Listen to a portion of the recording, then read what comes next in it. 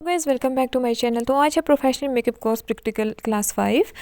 तो इससे पहले मैंने आपको 4 क्लासेस दे दी हैं और सबसे पहली हमारी क्लास थी क्लींजिंग की। क्लींजिंग हमारे फेस के लिए क्यों ज़रूरी है, मैंने इसके सारे स्टेप्स भी आपको बताए हैं। तो अगर आपने मेरी वो क्लास अटेंड नहीं की तो मैं डिस्क्रिप्शन में लिंक दे दूँगी, आप वहाँ से इसका विज़िट कर सकते हैं। तो क्लींजिंग फेस के लिए बहुत ज़्यादा ज़रूरी होती है। क्लींजिंग क्यों ज़रूरी होती है ये मैंने बहुत डिटेल में आपको बताया। ये भी बताया था कि क्लींजिंग हमारे फेस को किस तरह बचाती है प्रॉब्लम से। तो नेक्स्ट हमारा टोनिंग, प्राइमर, मॉइस्चराइजिंग और कंसीलर। उसके बाद मैंने परफेक्ट बेस भी लगाना सिखाया था, वो अलग क्लास थी। तो टोनिंग हमारे फेस के लिए क्यों ज़रूरी है वो भी मैंने आपको डिटेल में बता दिया था। गाइस क्लेंजिंग के बाद टोनिंग आती है और टोनिंग हमारे स्किन के लिए कैसे काम करती है वो मैं आपको बताऊंगी। टोनिंग भी बहुत ज़्यादा ज़रूरी है। जैसे हम क्लेंजिंग करने के बाद अपने फेस को प्रिपेयर करते हैं मेकअप के लिए, इसी तरह टोनिंग भी बहुत ज़्यादा ज़रूरी होती है। हमारे ओपन पोर्स को बिल्कुल श्रिंक कर देती है और इससे आपका मेकअप कभी भी पोर्स में नहीं जाएगा। तो ये आपकी चॉइस है कि आप मार्केट वाला टोनर यूज़ करें या घर में जो बनाया है आइस क्यूब वो आप यूज़ करें। लेकिन मैं आपको रिकमेंड करूँगी घर वाला, क्योंकि जब हम फ्रिज में आइस क्यूब बनाते हैं तो वो बहुत ज़्यादा ठंडा होता है, उसकी वजह से आपके पोर्स जल्दी श्रिंक हो जाते हैं बनिस्बत उसकी कि आप मार्केट वाला टोनर यूज़ करें। तो ये टोनिंग का ये काम होता है कि हमारे ओपन पोर्स को साइज़ में छोटा कर देता है, बिल्कुल ये पोर्स को श्रिंक कर देता है। तो फ़ौरन से ही श्रिंक करने के लिए आप आइस क्यूब यूज़। तो गाइज़ आपने देखा होगा कि अक्सर एक्नी प्रॉब्लम वाले स्किन को हमेशा पोर्स का इश्यू रहता है और एक्नी के लिए भी आइस क्यूब बहुत ज़्यादा अच्छी होती है, एक्नी को बिल्कुल कम कर देती है। तो जो टोनर होता है हमारी यानी कि आइस क्यूब, तो वो हमारे पोर्स को बिल्कुल श्रिंक कर देता है। तो इसका ये बहुत बेनिफिट होता है। तो ये होगी जी हमारे फर्स्ट 2 स्टेप्स। पहला हो गया हमारा क्लींजिंग, दूसरा हो गया टोनिंग। तो क्लींजिंग से हम पोर्स को बिल्कुल अच्छे से साफ़ कर देते हैं, क्लीन करता है ये क्लींजिंग, डीप क्लींजिंग होता है। तो मैंने इसकी भी पूरी वीडियो बनाई है, पूरी क्लास आपको दी है, 5 स्टेप्स में मैंने आपको बताएं। तो नंबर 2 पे मैं यहाँ टोनिंग के बारे में आपको बताया। टोनिंग हमारे स्किन के पोर्स को थोड़ा श्रिंक कर देता है और उसके बाद प्राइमर हमारे स्किन के पोर्स को बिल्कुल ब्लॉक कर देता है।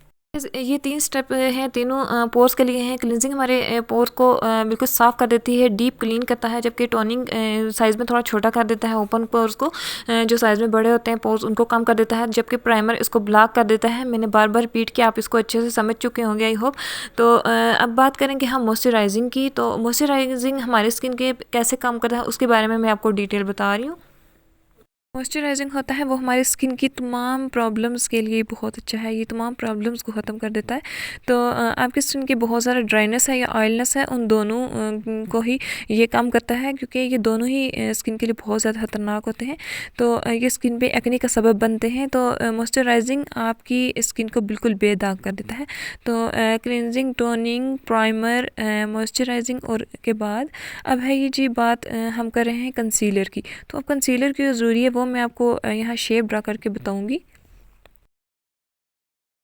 फ़र्ज़ करें ये हमारी शेप है, ये हमारा फेस है। तो यहाँ पे मैं आपको बताऊंगी कि ये हमारे इस जगह पे ओपन पोर्स हैं, ठीक है। ये अंडर आइज़ आपने देखा होगा अक्सर नोज़ के बिल्कुल करीब करीब बहुत ज़्यादा पोर्स होते हैं। तो यहाँ पे डार्क सर्कल होंगे, आपकी पिगमेंटेशन होती है यहाँ पे फॉरहेड पे अक्सर ख़वातीन को बहुत ज़्यादा पिगमेंटेशन हो जाती है। तो उसके बाद यहाँ चिन पे भी पिगमेंटेशन होती है, अंडर आई डार्क सर्कल्स होते हैं। मतलब स्किन की ऑल प्रॉब्लम, आपकी स्किन पे कोई भी प्रॉब्लम है या कोई भी इशू है तो आप उस इशू को ख़त्म करने के लिए, मतलब हमारे स्किन पे जितने भी प्रॉब्लम्स होते हैं उसको ये कंसीलर बिल्कुल कवर कर लेता है। इस कंसीलर से आपके डार्क सर्कल, पिगमेंटेशन, पोर्स, आपके जो एक्नी स्पॉट्स हैं कुछ भी है तो वो बिल्कुल ख़त्म हो जाएंगे, मतलब वो बिल्कुल शो नहीं होंगे। जब हम मेकअप करेंगे तो वो बिल्कुल कवर हो जाएंगे। बट अगर आप विदाउट कंसीलर मेकअप अप्लाई करेंगे तो उसके साथ आपका कभी भी परफेक्ट बेस नहीं बनेगा। आपकी स्किन के डार्क सर्कल भी नज़र आएंगे, वो एक अजीब सा कलर क्रिएट करेगा।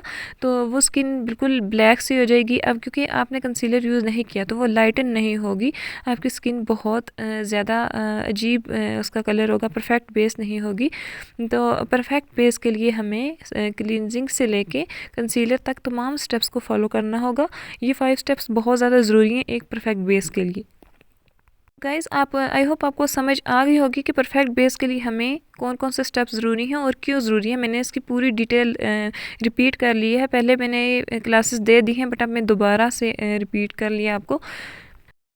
तो गाइज़ यहाँ परफेक्ट बेस के लिए सबसे पहला हमारा जो स्टेप होता है वो हमारी स्किन टोन। तो अब हमें ये मालूम करना है कि हमारी स्किन टोन कौन सी है।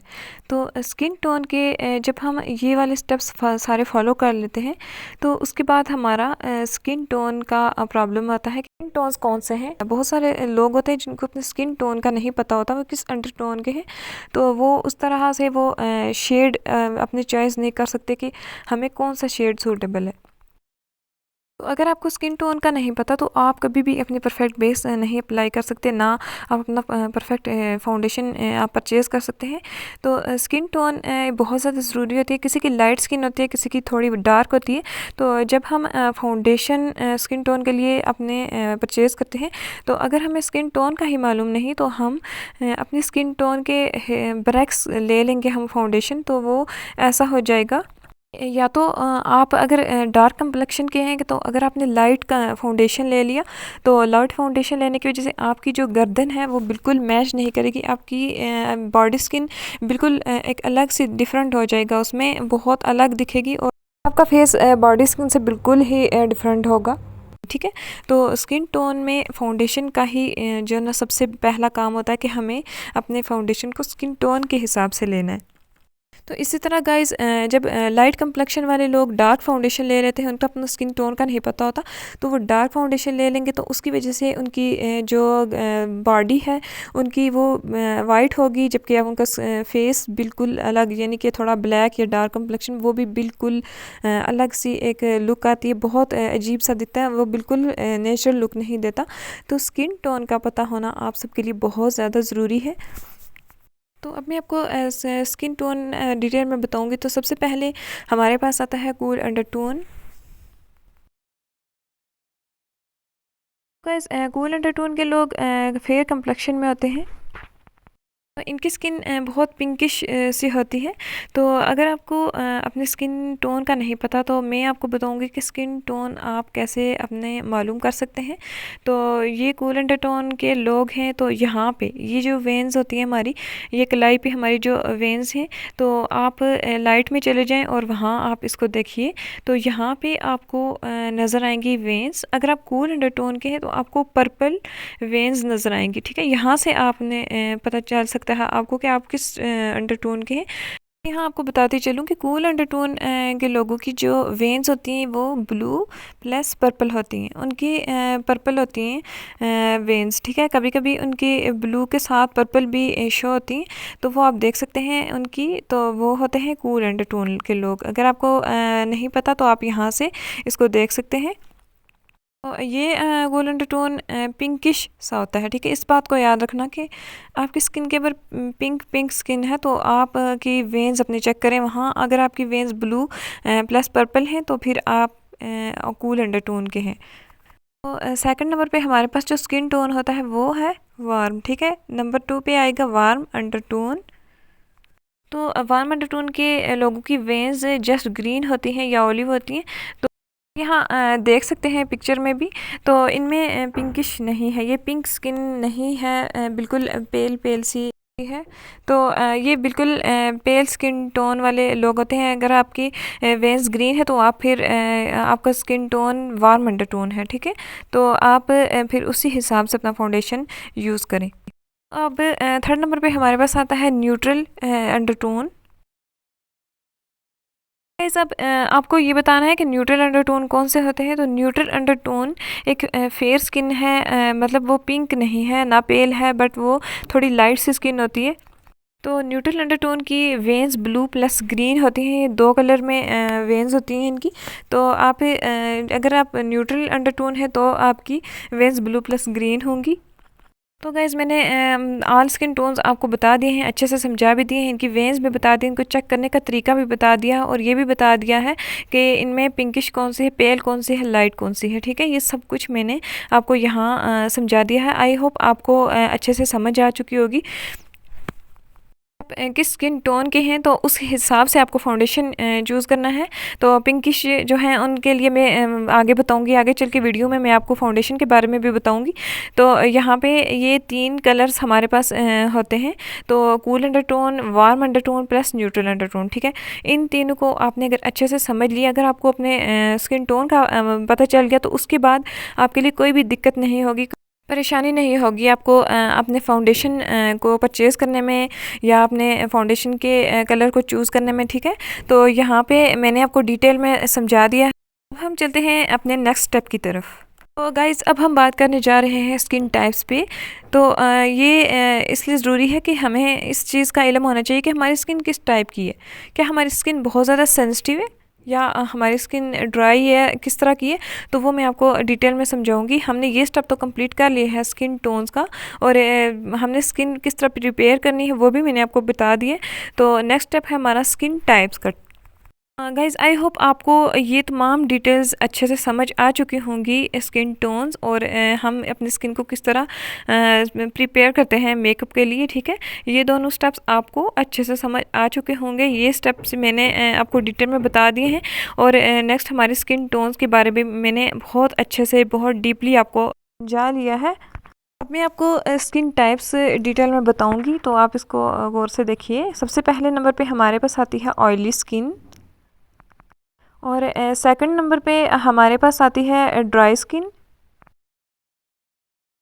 तो थर्ड नंबर पे हमारे पास आती है कॉम्बिनेशन स्किन, फोर्थ पे हमारे पास आएगी नॉर्मल स्किन, ठीक है। अब मैं इसकी आपको डिटेल बताऊंगी हमारी स्किन टाइप्स। तो अब हम सबसे पहले बात करेंगे ऑयली स्किन पे, उसके बाद ड्राई, कॉम्बिनेशन और नॉर्मल, ठीक है। तो सबसे पहले हम ऑयली स्किन के बारे में बात करेंगे। ऑयली स्किन एक कॉमन प्रॉब्लम है, बहुत सारे लोगों की जो होती है स्किन इंतहाई ऑयली होती है, उसकी वजह से बहुत ज़्यादा परेशान होते हैं। तो ऑयली स्किन में स्किन से बहुत ज़्यादा ऑयल निकलता है, जिसकी वजह से आपको पोर्स का प्रॉब्लम भी होता है, आपका complexion day by day dark होता चला जाता है। तो आप लाइटन करने की कोशिश भी करें, थोड़ी देर आप अगर कोई क्रीम यूज़ करें, मेकअप करें, कुछ भी करें, तो वो थोड़ी ही देर में, कुछ ही वक्त में वो बिल्कुल पिघल के मतलब फेस से बहना शुरू हो जाता है, आप टेंस में नहीं रहते।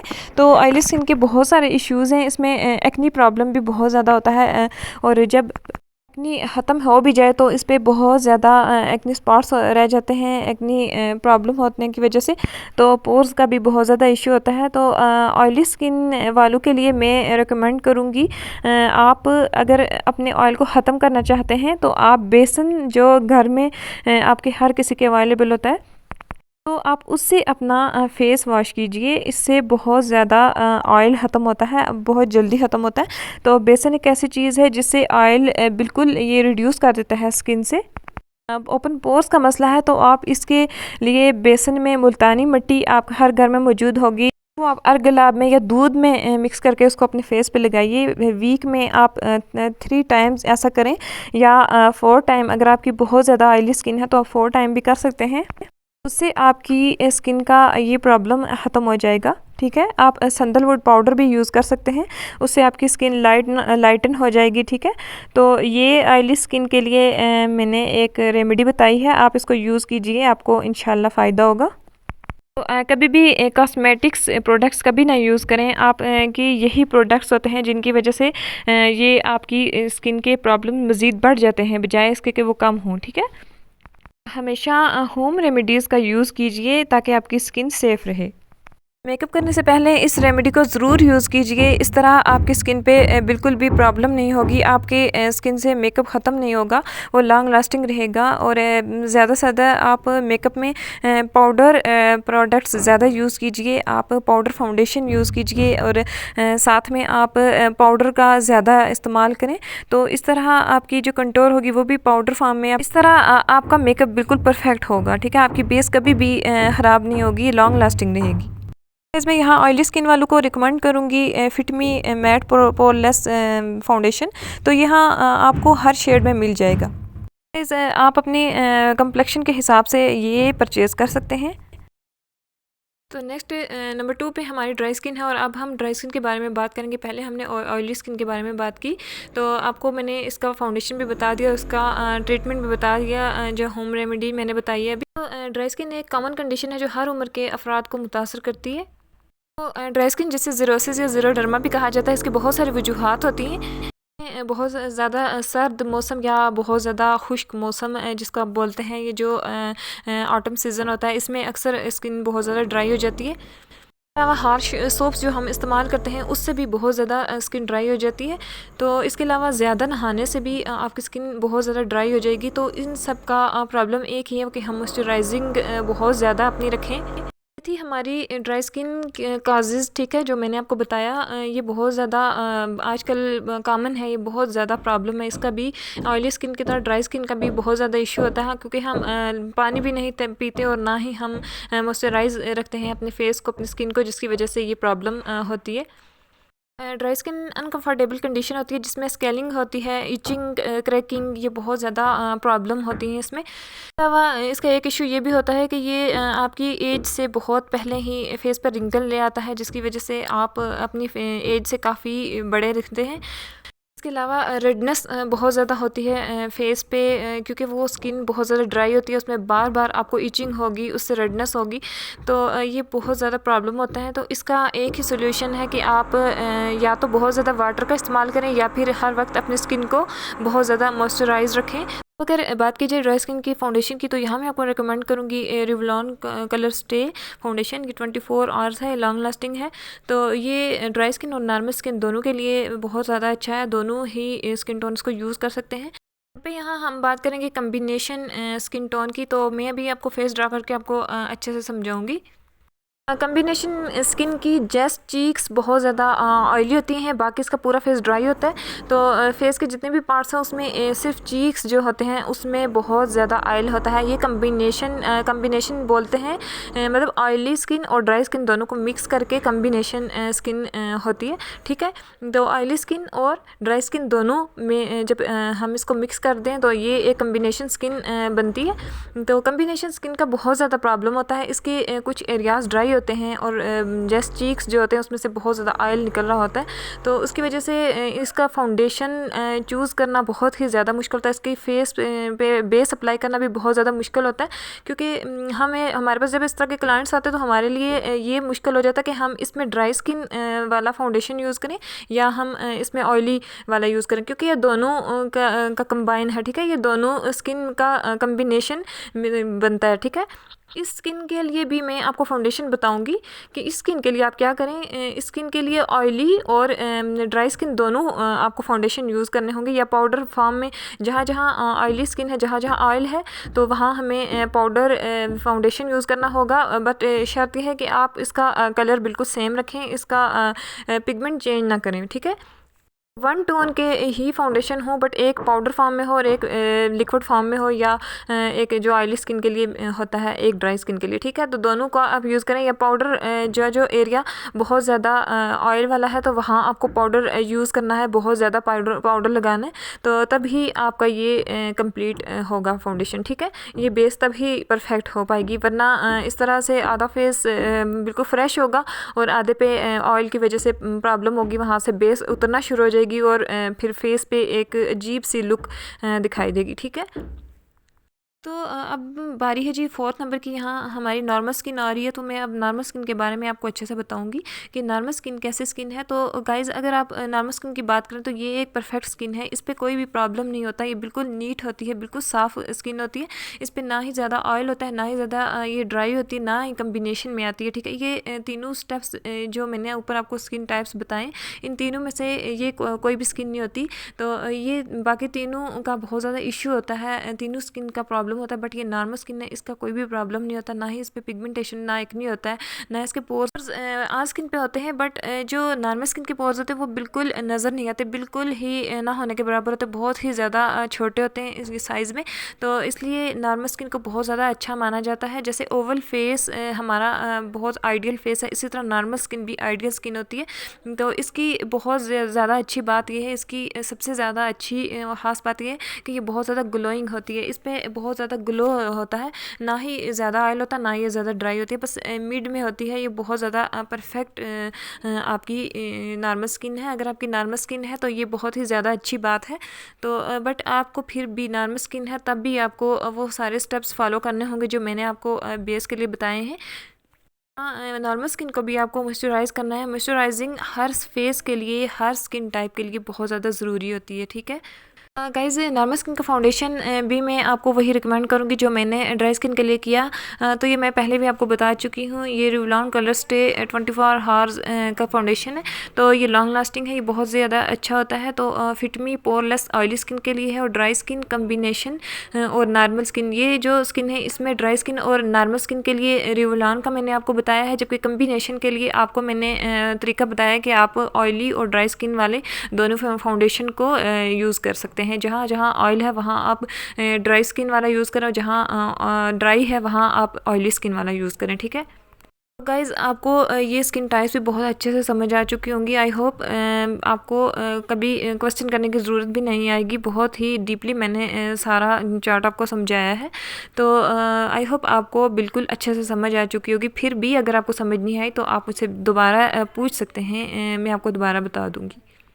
गाइस ये थी आज की क्लास नंबर 5। आई होप आपको मेरी वीडियो से बहुत फ़ायदा हुआ होगा। आपको इस क्लास से मेकअप करना अच्छे से आ जाएगा, बेस अप्लाई करना आपको आएगा। मैंने बहुत डीपली आपको समझाया है। इसमें आपको मैंने क्लिनजिंग, टोनिंग, मॉइस्चराइजिंग, कंसीलर के अलावा आपको स्किन टोन्स के बारे में बताया है कि इसमें कौन कौन से टोन होते हैं, warm undertone, cool undertone, neutral undertone, ये सब आपको मैंने बहुत अच्छे से समझाया है। और उसके बाद मैंने आपको स्किन टाइप्स के बारे में भी बताया है कि स्किन टाइप्स हमारी कौन कौन सी हैं, ऑयली है, ड्राई है, कम्बिनेशन, नॉर्मल। उसके लिए मैंने आपको फाउंडेशन भी बताया है, उसका प्रॉब्लम्स भी, उनका सोल्यूशन भी मैंने आपको बताया। और नेक्स्ट क्लास में मैं आपको बेस बनाना सिखाऊंगी, तो जुड़े रहिए मेरे साथ। मिलते हैं नेक्स्ट क्लास में, तब तक के लिए अल्लाह हाफिज़।